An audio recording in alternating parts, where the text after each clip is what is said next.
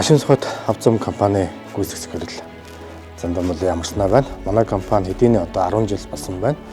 За манайх бол нийт 127 ажилчинтай 10% нь Улаанбаатар хотод 90% нь одоо орон нутагт ажилладаг байгаа. Манайх бол гашуун сухад авзамын бэлэн байдал, засвар үйлчилгээ, тээврийн асуудлыг хариуцаад ажиллаж байна.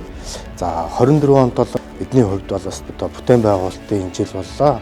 Ямарч байсан одоо 2 амрах талбай, за цогццын сумандан кемпинг барилга, за мэдээж одоо гол одоо анхаарах зүйл маань зам засвартай холбоотой ажлууд мань байлаа. Тэгээд 25 онд бол эдгээр ажлуудаа гүйцэтгэх дагас жилийн байдлаар бүрэн одоо 100% ашиглалтанд оруулахаар бид нэр төлөвлөн ажиллаж байна.